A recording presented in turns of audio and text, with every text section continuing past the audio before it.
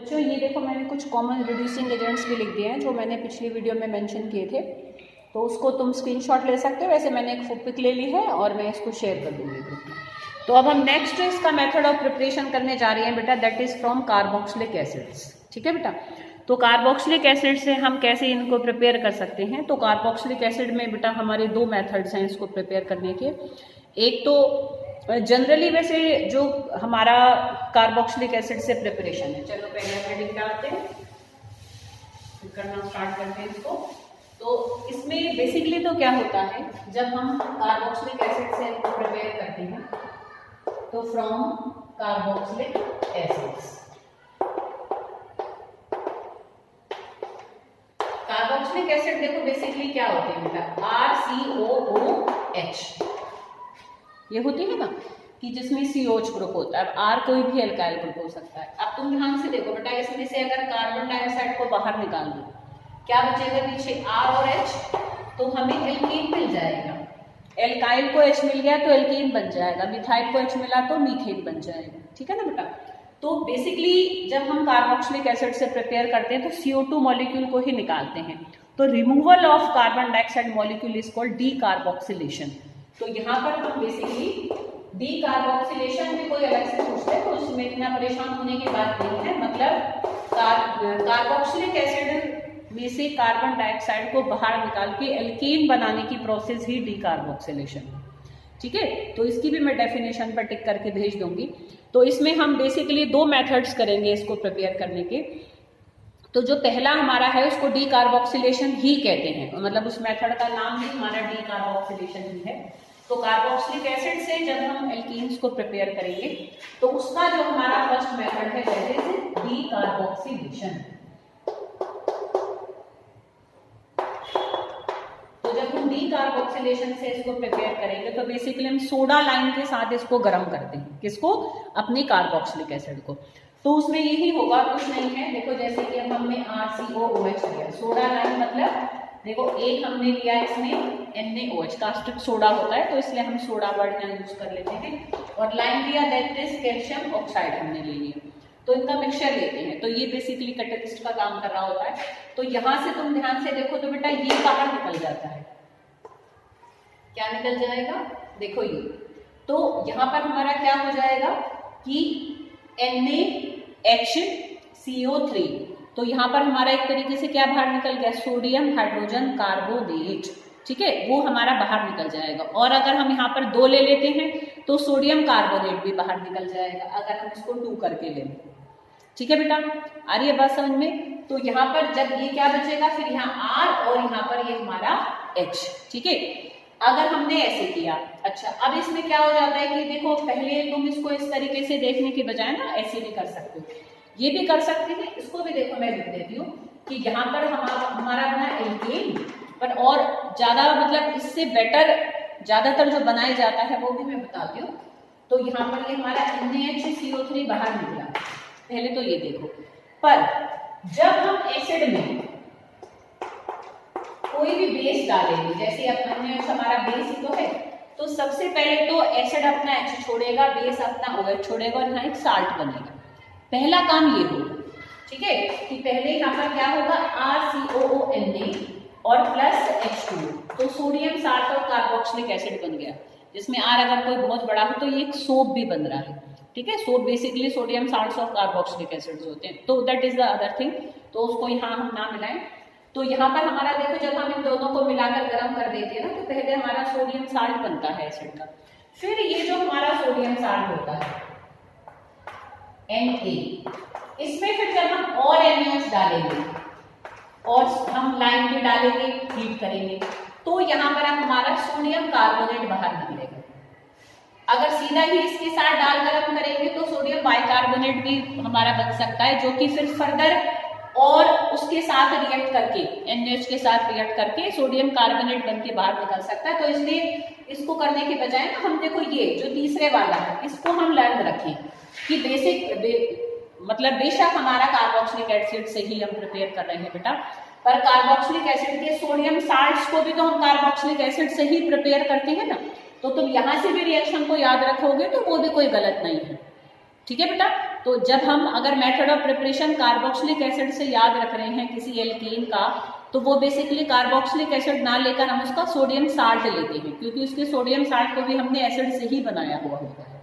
ठीक है बेटा, तो यहाँ पर हमारा क्या बन जाएगा RH और यहाँ पर Na2CO3 बाहर निकलेगा। समझ में आ रही है ना बेटा बात, कि हमने लर्न इस रिएक्शन को यहाँ से करेंगे और ये किससे बनाया है, एसिड से ही बनाया है। तुम लिखना चाहो दोनों रिएक्शंस को लिख दो। ठीक है बेटा, तो यहाँ पर क्या हुआ, कार्बन डाइऑक्साइड रिमूव हो गया in the form of carbonate. ठीक है, तो this is decarboxylation reaction to prepare alkane from carboxylic acid. ठीक है, अब यहाँ पर हम कोई और भी ले सकते हैं। तुम यहाँ पर कोई जैसे अब यहाँ पर R अगर हमारा हो, मान लो मिथाइल, ऐसे R यहाँ पर हो अगर मिथाइल, तो यहाँ पर हमारा क्या हो जाएगा, R यहाँ पर भी क्या लग जाएगा CH3, और यहाँ पर भी जब CH3 को H मिलेगा तो क्या बन जाएगा बेटा, मीथेन। तो जितने कार्बन की हम यहाँ पर एसिड लेंगे उससे एक कम का एल्केन मिलेगा बेटा, क्योंकि एक कार्बन तो कार्बन डाइऑक्साइड के फॉर्म में या कार्बोनेट के फॉर्म में बाहर निकल जाएगा ना। ठीक है, तो इसलिए यहाँ एक कार्बन, जैसे यहाँ 3 और 1 सॉरी 1 और 1 2 कार्बन है, पर हमें प्रोडक्ट में एक कार्बन का एल्केन मिलेगा, क्योंकि एक कार्बन हमारा रिमूव हो गया है सोडियम कार्बोनेट। ठीक है, तो ये हमने कार्बोक्सिलिक एसिड से पहले प्रिपरेशन का मेथड देखा फ्रॉम डीकार्बोक्सिलेशन। अब कार्बन डाइऑक्साइड से ही कार्बोक्सिलिक एसिड से ही दूसरे प्रिपरेशन का मेथड होता है, जो कि नेम रिएक्शन है, नेम से ही आ जाता है, that is collapse electrolytic reaction, collapse electrolytic method. तो इसमें ना बेसिकली हम इलेक्ट्रोलाइसिस करते हैं। इलेक्ट्रोलाइसिस में बेसिकली क्या होता है बेटा कि सॉल्यूशन में जितने भी कैटायन है ना, देखो इसको पहले ऐसे समझ लो, पर लर्न करने में बस एक रिएक्शन याद रखना। यहाँ पर भी हम बेसिकली एसिड का सोडियम साल्ट लेते हैं। ठीक है, एसिड ना लेकर H की जगह Na लगा दो तो वो उसका सोडियम साल्ट हो जाएगा, जो कि NaOH डालकर बनता है। ठीक है, तो एसिड के क्योंकि पानी में ये जल्दी से आयंस दे देता है, एसिड हमारा वीक इलेक्ट्रोलाइट होती है, तो एसिड इतनी जल्दी आयंस नहीं दे पाती, और यहाँ पर इलेक्ट्रोलाइसिस में बेसिकली हमें आयंस चाहिए, तो हम एसिड ना लेके एसिड का सोडियम साल्ट लेकर चलते हैं। तो एक तो उसमें हमने सोडियम साल्ट लिया और एक लिया पानी। अब जब हम उनको पानी में छोड़ेंगे तो ये अपने देखो कौन से आयन देंगे, ये देगा एक कार्बोक्सिलेट आयन और एक सोडियम आयन, और ये अपने कौन से आयन देगा, एक H पॉजिटिव आयन और एक OH नेगेटिव। ठीक है, ये 4 आयन्स बनेंगे। इलेक्ट्रोलाइसिस में बेसिकली बेटा क्या होता है कि ऐसे एक वेसल में हमने सॉल्यूशन ले रखा होता है। अब यहाँ पर हम 2 इलेक्ट्रोड डाल देते हैं, एक हमारा एनोड और एक हमारा कैथोड, ऐसे बैटरी से कनेक्टेड होते हैं। तो ये हमारा मान लो कैथोड है और ये हमारा एनोड है। तो कैथोड हमारा नेगेटिवली चार्ज, तो हमारा क्या होगा बेटा कि कैथोड पर हमारे कैटायन मूव करेंगे, CC से याद रखो। ठीक है, कि कैटायन हमारे देखो कैटायन कौन कौन से हैं, सोडियम आयन है और H पॉजिटिव आयन है, दोनों भगेंगे, दोनों तोड़ के जाएंगे और दोनों को क्या चाहिए, नेगेटिव से अट्रैक्ट होगा। अब तुम देखो सीधी सी बात है बेटा, इनमें से एक इससे इलेक्ट्रॉन ले लेगा, क्योंकि पॉजिटिवली चार्ज होंगे, take the electron from cathode, oppositely charge जो इलेक्ट्रोड पे जाएंगे। तो अब कौन लेगा, जिसकी दोनों में से लेने की ताकत ज्यादा होगी बेटा।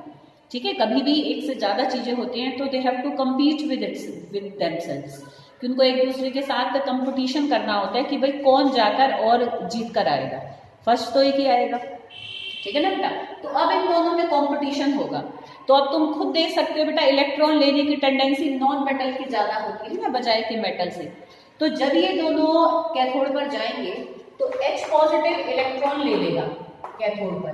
ठीक है, कैथोड का क्या रिएक्शन होगा, कितना करना है बेटा याद तुम्हें, पर एक बार समझ लो। तो कैथोड पर जब H पॉजिटिव इलेक्ट्रॉन लेगा तो H बनेगा, तो ऐसे जब 2 इलेक्ट्रॉन लेंगे तो 2 HH आपस में मिलकर क्या बना लेंगे बेटा, H2 यहाँ पर गैस बनेगी, एक तो ये बनेगा। क्लियर बेटा? अच्छा, अब ये जो Na पॉजिटिव है सॉल्यूशन में ही रह जाएगा Na पॉजिटिव के फॉर्म में। अब एनोड पर देखो क्या रिएक्शन होगा, एनोड पर अब इन दोनों में कंपटीशन होगा। अब ये लड़ेंगे कि देख तो मैं जाऊं कि मैं जाऊं, दोनों एनोड हमारे जो हमारे एनायंस हैं वो हमारे किस पर जाएंगे, एनोड पर, क्योंकि ये नेगेटिवली चार्ज है और ये पॉजिटिवली चार्ज है एनोड। ठीक है बेटा, तो ये दोनों जाएंगे हमारे एनोड पर। अब इनमें आपस में कंपटीशन होगा कि कौन वहां जाकर इलेक्ट्रॉन अपना दे दे। क्योंकि पॉजिटिवली चार्ज है ये तो खींचेगा इलेक्ट्रॉन, तो ये अपना जल्दी छोड़ देता है। तो ये छोड़ के देखो बेटा क्या बनाएगा, इसके भी देखो 2 मॉलिक्यूल छोड़ेंगे इलेक्ट्रॉन्स को। तो जब ये 2 इलेक्ट्रॉन छोड़ देंगे तो देखो बेटा पहले तो ये बनेगा, इन्होंने छोड़ दिए 2 इलेक्ट्रॉन कहाँ पर, एनोड पर। अब ये तो कोई स्टेबल चीज नहीं है, तो जैसे ही ये बनेगा, ठीक है, तो इसमें जो COO है वो तो हमारे 2 CO2 मॉलिक्यूल बन जाएंगे, 2 है ना ये, और जो 2 R होंगे वो R आपस में जुड़कर हमें यहाँ पर देंगे एक एल्केन। तो जो हमारा एसिड में R होगा उस R का डबल कार्बन एटम्स का हमें एल्केन मिलेगा। जैसे अगर यहाँ मिथाइल होता तो मिथाइल मिथाइल आपस में जुड़े, ठीक है, तो यहाँ पर हमारा क्या बन जाएगा, इथेन। ऐसे अगर यहाँ पर हम इथाइल लेते तो इथाइल इथाइल आपस में जुड़कर यहाँ पर क्या बना देते, ब्यूटेन। तो जो R यहाँ पर होगा उसके डबल कार्बन एटम्स का हमें यहाँ पर एक एल्केन मिलेगा। क्लियर बेटा, आ रही बात समझ में। अब देखो मेन प्रोडक्ट क्या बनेगा, एक H2 गैस, एक कार्बन डाइऑक्साइड, एक एल्केन। अब एक Na छूटा और एक OH छूटा, तो Na और OH आपस में मिलकर NaOH बना लेंगे, ठीक है।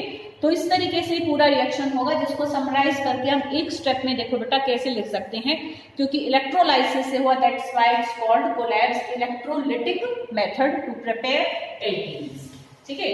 तो अब देखो एक स्टेप में हम इसको कैसे लिख सकते हैं, एक स्टेप में हम इसको ऐसे लिखेंगे। अब कोई एग्जाम्पल से ही कर लेते हैं, ठीक है। जैसे CH3COONA प्लस 2H2, क्योंकि इसके भी तुमने देखो तो हमने 2 लिए थे लास्ट, तभी 2 CO2 निकलेंगे। और यहाँ पर हम क्या करेंगे, इधर हमारा हीटिंग का साइन तो चलो इतनी नीड नहीं है, बट इलेक्ट्रोलाइसिस जरूर लिखोगे, ये जरूर याद रखना बेटा जब इसको करोगे कि हमने यहाँ इलेक्ट्रोलाइसिस करी थी, ठीक है, करंट पास किया था।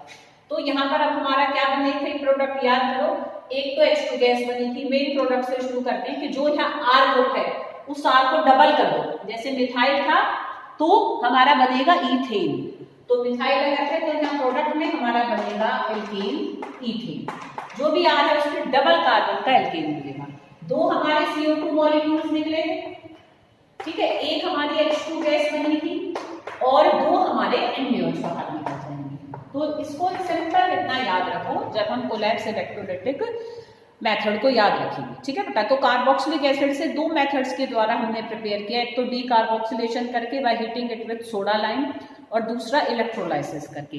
तो जो थर्ड है हमारी इसकी प्रिपरेशन का, मतलब एक तरीके से लास्ट मेथड है, कार्बोक्सिलिक एसिड से 2 ही मेथड्स हैं टू प्रिपेयर एल्केन्स, ठीक है बेटा। तीसरा मतलब जो हमारा एक तरीके से चौथा समझो मेन, अगर हम देखें मेथड्स ऑफ प्रिपरेशन को याद करो बेटा। फर्स्ट हमने करा था फ्रॉम अनसैचुरेटेड हाइड्रोकार्बन, जिसमें एक ही था, है ना, वो अलग बात है, उसमें हम कितनी भी एग्जांपल लिख लें, किसी भी एल्कीन से किसी भी एल्काइन से। सेकंड हमने जो प्रिपरेशन का करा था वो हमने किया था फ्रॉम एल्काइल हैलाइड्स। तो एल्काइल हैलाइड से जब हमने प्रिपेयर किया था तो उसके अंदर फर्दर हमने 3 मेथड्स करे थे बेटा।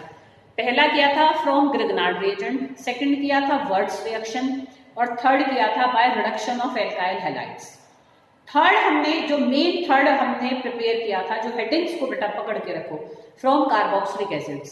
तो कार्बोक्सिलिक एसिड से जब हम प्रिपेयर करते हैं तो एक डीकार्बोक्सिलेशन किया था अभी जस्ट हमने पहले, और सेकंड अभी हमने खत्म किया, that is collapse electrolytic method, ठीक है। तो टोटल अब तक हमारे कितने हो गए देखो, एक अनसैचुरेटेड हाइड्रोकार्बन से, और 1 2 3 हमारे थे किससे, एल्काइल हैलाइड से, और 2 थे कार्बोक्सिलिक एसिड से। तो 6 मेथड्स ऑफ प्रिपरेशन हमने कर लिए। Now we are doing its 7th and last method, ठीक है बेटा। तो वो है, वो सिंपल, हम अगर कार्बाइड्स को लें, कार्बाइड्स हमारे क्या होते हैं, कार्बन के इनऑर्गेनिक कंपाउंड्स होते हैं। जैसे हमने बेरिलियम कार्बाइड ले लिया या एल्यूमिनियम कार्बाइड ले लिया, तो उससे भी हम क्या कर सकते हैं बेटा, प्रिपेयर कर सकते हैं। तो नेक्स्ट है हमारा बेटा जो 4th है, एक तरीके से अगर हम बड़ी हेडिंग में देखें तो फ्रॉम कार्बाइड्स। कार्बाइड्स क्या होते हैं, जिसमें कार्बन हमारा एनायन की फॉर्म में जुड़ा रहता है किसी मेटल के साथ। जैसे देखो बेटा बेरिलियम कार्बाइड होता है, ऐसे ही देखो एल्यूमिनियम कार्बाइड होता है। आई थिंक इसका यही होगा फॉर्मूला, हाँ ठीक है, ठीक है। तो इसमें बस हम क्या कर देते हैं, पानी डालेंगे, इसमें भी क्या डालेंगे बेटा, हम पानी डालेंगे। तो तुम अगर यहाँ ध्यान से देखो बेटा कि इसमें हमारा जो कार्बन है बेसिकली एक ही कार्बन है, ठीक है ना। तो यहाँ पर हमें मीथेन ही बनेगा, मतलब इस वाले मेथड की प्रिपरेशन से हमेशा हमें जो एल्केन मिलेगा वो हमें मीथेन ही मिलेगा, कोई भी कार्बाइड हो जाए यहाँ पर। तो जैसे एक कार्बन है तो यहाँ एक मीथेन बना दो, और जो मेटल है वो अपने हाइड्रोक्साइड के फॉर्म में बाहर निकलेगा, तो बेरिलियम हाइड्रोक्साइड हमारा यहाँ पर बनेगा। ठीक है, बेरिलियम सेकंड कार्बन का है तो 2 आ जाएंगे यहाँ पर। अब हम इसको बैलेंस कर सकते हैं पर कि जैसे यहाँ पर 4 हाइड्रोजन आए और कुछ ये मिलेगा, तो फिर यहाँ पर हम 4 ले लें, ताकि 4 ये ले लेगा 4 ये ले लेगा, और क्योंकि 2 बेरिलियम है तो हम आगे यहाँ पर 2 लगा देंगे। ऐसे हम इसको सिंपली बैलेंस भी कर सकते हैं। हीटिंग की आई थिंक यहाँ नीड नहीं है, हाँ यहाँ कोई नीड नहीं है। तो यहाँ पर हमारा ऐसे यहाँ पर देखो, क्योंकि इसमें 3 कार्बन है तो 3 मीथेन के मॉलिक्यूल बनेंगे, और यहाँ पर हमारे एल्यूमिनियम हाइड्रोक्साइड बाहर निकलेगा। अब एल्यूमिनियम क्योंकि 4 है तो यहाँ 4 ही बनेंगे, उस हिसाब से यहाँ पर फिर हमें 12 लेने पड़ जाएंगे, है ना, 12 ही लेंगे। हाँ ठीक है बेटा, आ रही बात समझ में। तो इस तरीके से कार्बाइड्स के साथ सिंपल है रिएक्शन। कार्बाइड बस तुम्हें याद रहे पानी डालना है, प्रोडक्ट में एल्केन हमेशा मीथेन ही बनेगा। ठीक है, तो these all are the preparation reactions of alkanes.